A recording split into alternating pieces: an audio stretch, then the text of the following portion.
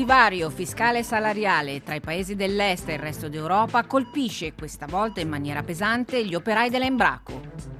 La crisi greca. Molti si sono reinventati un lavoro. Le storie di ex dipendenti, ora artigiani, e di chi ha fondato start-up di successo. Il presidente Dodon vuole riavvicinare la Moldova alla Russia, ma per evitare l'isolamento il paese non può rinunciare all'Europa. Il Parlamento europeo chiede di rafforzare i controlli per contrastare la disinformazione e la propaganda delle testate russe in rete. Scuola di musica e punto di aggregazione per giovani di tutte le etnie. Ruota attorno al centro Pavarotti, la lenta ripresa di Mostar.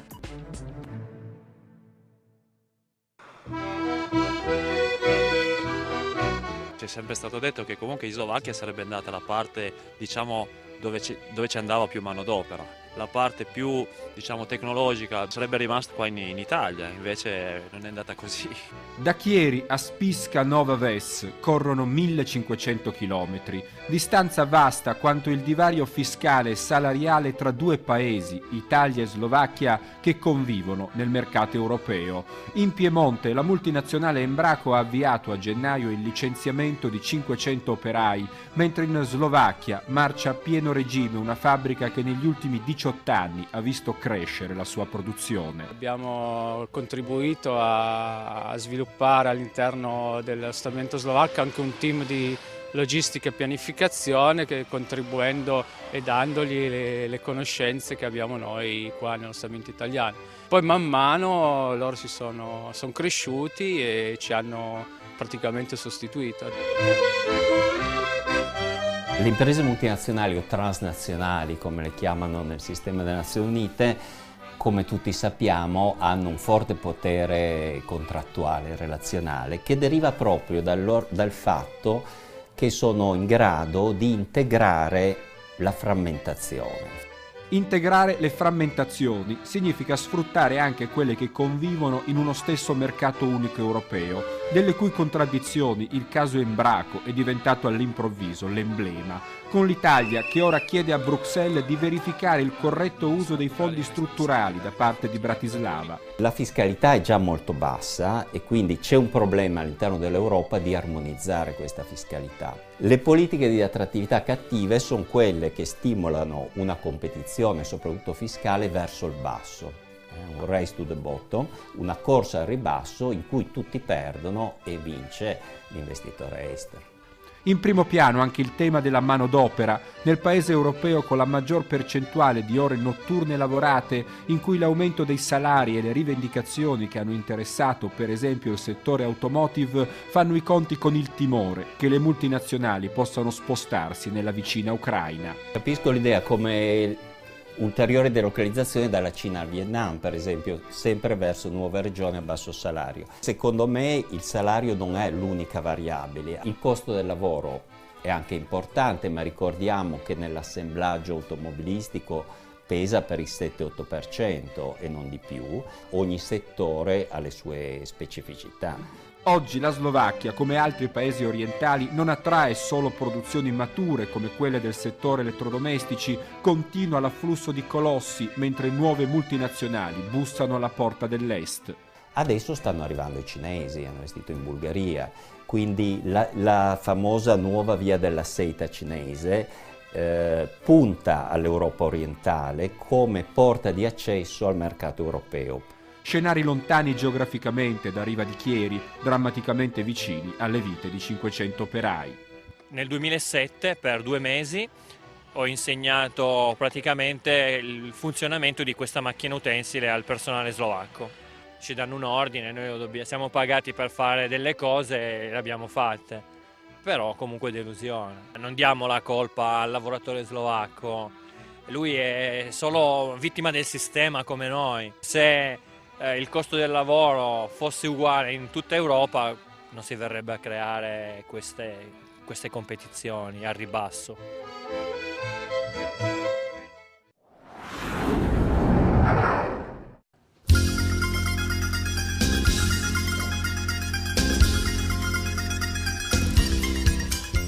Panos, 42 anni, era ingegnere automobilistico prima che la crisi divorasse anche il mercato delle auto.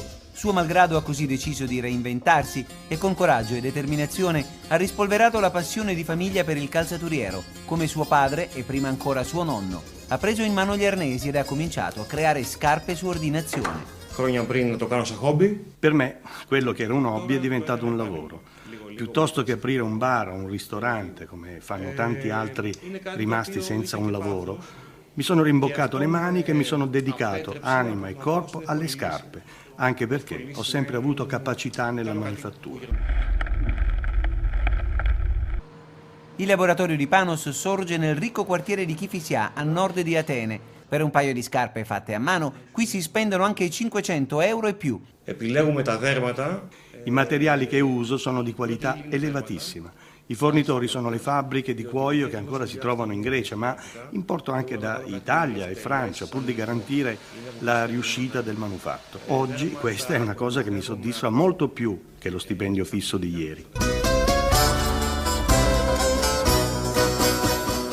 Panos è solo uno dei tanti che non si sono arresi dinanzi alla crisi e che anzi dalla crisi hanno ricavato gli stimoli giusti per ricominciare o per cominciare, magari partendo da un'idea vincente. A 2 passi da piazza Sintagma, nei pressi del Parlamento, c'è un ampio open space che funge da incubatore di start-up. Ragazzi digitali e multilingue approfittano dei finanziamenti che arrivano soprattutto da fondi esteri per creare dal nulla nuove attività. Turismo e food, i settori privilegiati. Caterina ha messo su una start-up di turismo medico rivolto a pazienti che in Grecia possono effettuare a prezzi contenuti interventi di chirurgia plastica, oculistica, dentistica o affidarsi a tecniche di procreazione assistita. Online consultation. Attraverso la nostra piattaforma il paziente può acquisire tutte le informazioni necessarie. Una volta messosi in contatto con noi non deve fare altro.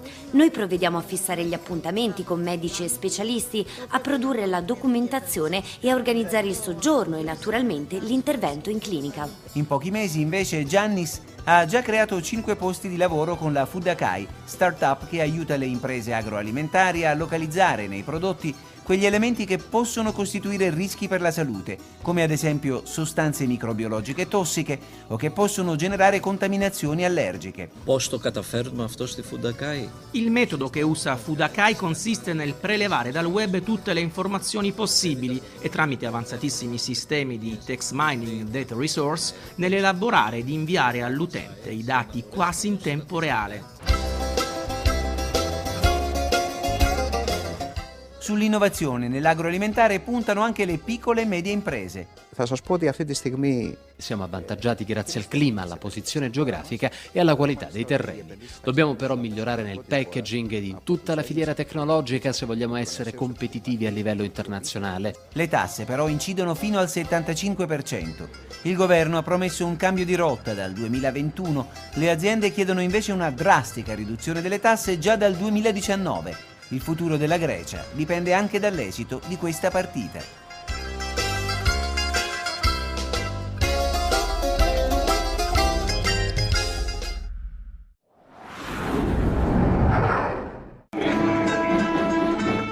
Al Cremlino si fa vedere molto spesso un fan dichiarato di Putin a capo del paese più povero d'Europa che vuole riavvicinare a Mosca. Igor Dodon, 43 anni, socialista, nel 2016 è stato eletto di misura presidente della Moldova, piccola repubblica ex sovietica stretta tra Romania, Ucraina e la regione separatista di Transnistria, dove sono stanziate truppe russe. Dopo 8 anni di governi liberali e filo-europei, aiutato dal furto del secolo, una mega frode finanziaria che ha visto sparire dalle banche moldave $1 miliardo, screditando i partiti al potere e la voglia d'Europa. Я всегда говорил, что Молдова, как маленькая Ho sempre sostenuto che la Moldova, in quanto paese piccolo, deve essere amica di tutti. Non possiamo permetterci di essere pro-europei e anti-russi e non possiamo permetterci di essere pro-russi e contro l'Europa. La Moldova può volare alto solo se dispiega entrambe le proprie ali, sia verso Oriente che verso Occidente. Dopo le elezioni parlamentari dobbiamo fare tutto il possibile per riportare la partnership strategica con la Russia a un livello normale. L'anno scorso Dodon ha firmato un memorandum con l'Unione Economica Euroasiatica, capeggiata da Mosca con 5 paesi dell'ex Unione Sovietica, ventilando di abbandonare l'accordo di associazione con l'Unione Europea. I suoi avversari lo accusano di voler riportare il paese ai tempi sovietici, ma la Moldova dipende dagli aiuti occidentali. È È realistico rinunciarvi, gli chiediamo? La Russia è uno sbocco per le nostre merci, vi lavorano 600.000 moldavi, anche la soluzione del problema Transnistria, tutto dipende da Mosca. L'Unione Europea è il nostro vicino, con Bruxelles abbiamo un regime di libero scambio e visa free, in Europa vivono 400.000 moldavi, dobbiamo proseguire la collaborazione, ma a 4 anni dall'accordo con Bruxelles non vediamo grandi risultati né crescita. Attualmente i suoi poteri sono ridotti, ma in caso di vittoria alle legislative in autunno, il Partito Socialista, tra i favoriti, vuole ampliarli. Penso che anche in Moldova serva una figura forte alla guida dello Stato, un presidente con più poteri, non ci vedo nulla di male. Per me Vladimir Putin rappresenta un esempio, ha fatto moltissimo per il suo paese e il suo popolo. Ma Dodon deve fare i conti col Parlamento, ancora in maggioranza a filo occidentale, e un paese diviso a metà tra pro-europei e pro-russi. Il braccio di ferro col governo è continuo. Da febbraio una nuova legge vieta la diffusione in Moldova dei programmi radiotelevisivi russi di notizie e politica, tacciati di propaganda. Dodon non l'ha firmata. La Corte Costituzionale ha sospeso temporaneamente i suoi poteri. In Russia c'è un proverbio, un cattivo ballerino dà sempre la colpa agli altri. Parlano di minaccia russa, propaganda, è una sciocchezza totale, allora dovrebbero vietare tutte le TV straniere. A dicembre la NATO ha aperto un ufficio di collegamento a Chisinau. Il paese partecipa a esercitazioni militari con l'alleanza, ma solo il 17% dei moldavi appoggia un eventuale ingresso nella NATO. Penso che la Moldova debba sopravvivere solo come paese neutrale, che non debba mai entrare in nessun blocco militare o diventerà teatro di scontro fra Occidente e Russia. Lei ha commentato: la NATO in Moldova significa guerra. Se entriamo nella NATO non risolveremo mai il problema Transnistria e avremo un serio conflitto interno perché la maggioranza dei cittadini è contraria. Ma la sua proposta di una Moldova federale fa tremare l'opposizione, nel ricordo del Donbass.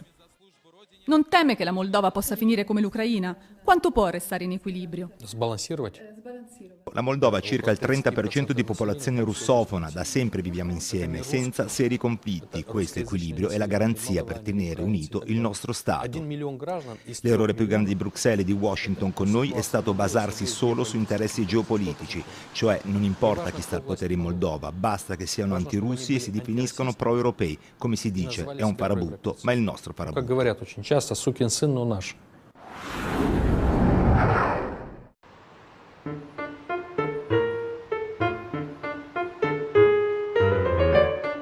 Quante scuole di lingua russa ci sono in realtà nella capitale ucraina, Kiev? 16. Quante secondo il sito ucraina.ru? 0.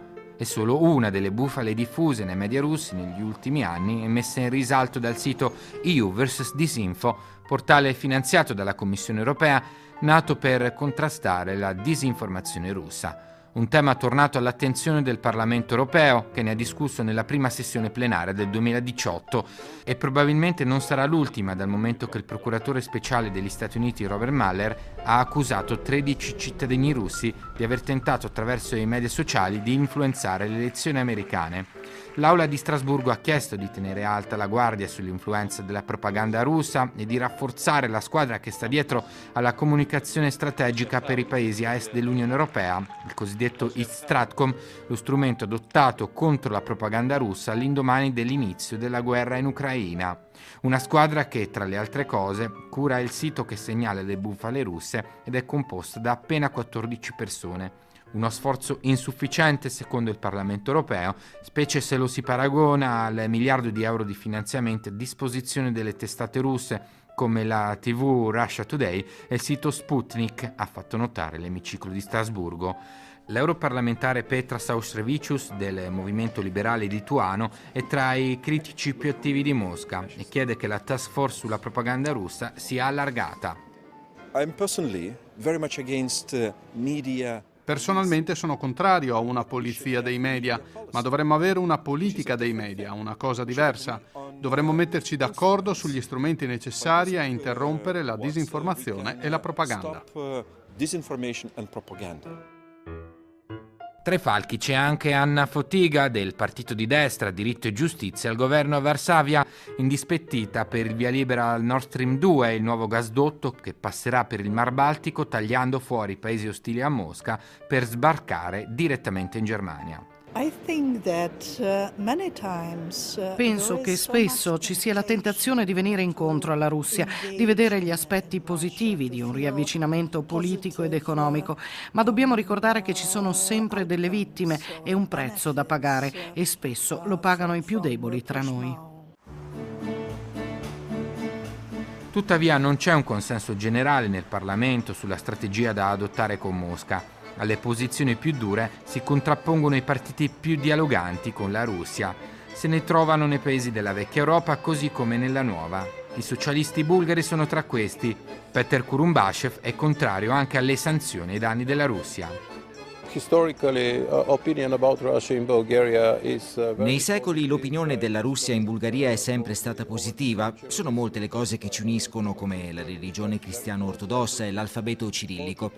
Al di là di questo, noi siamo contro le sanzioni. Penso che siano in vigore da più di 3 anni. Se fossero state efficaci, avremmo già dovuto vedere il risultato.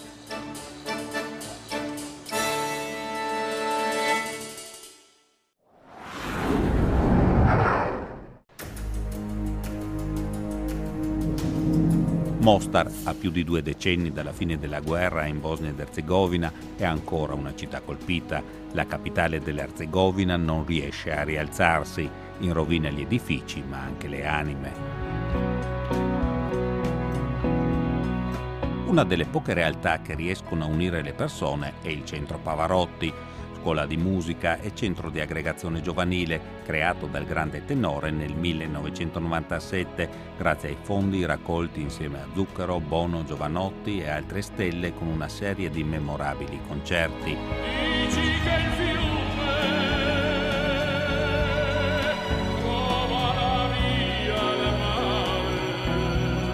Soldi usati da Pavarotti per ricostruire una scuola distrutta dalle bombe e trasformarla in centro musicale.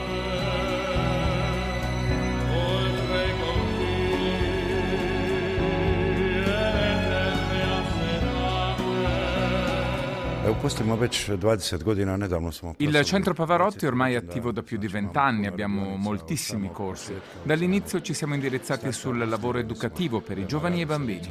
Più di 250 allievi partecipano alle nostre attività.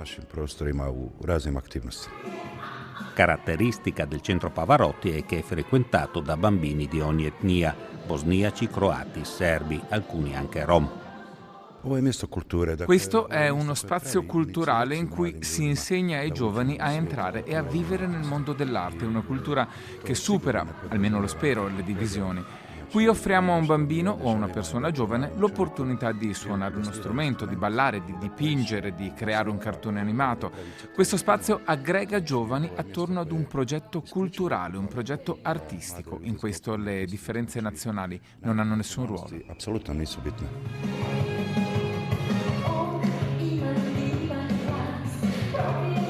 Molto popolari e frequentati soprattutto dalle bambine i corsi di danza. I bambini non vengono qui nel Centro Pavarotti solo per ballare o suonare, ma anche per socializzare con gli altri allievi, per fare amicizie, per fare un'attività utile per la loro formazione.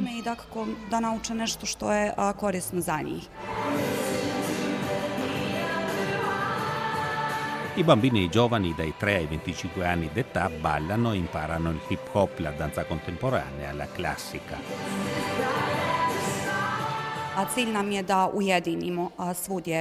Il nostro obiettivo è riunire i bambini, dargli uno scopo, catturare la loro attenzione e indirizzarla in un lavoro comune, fare in modo che i bambini abbiano un progetto comune e che non cadano nella tentazione di pensare chi è chi, da che famiglia proviene, se questa famiglia è musulmana, cattolica o ortodossa. Vogliamo educarli all'amore e alla fiducia reciproca.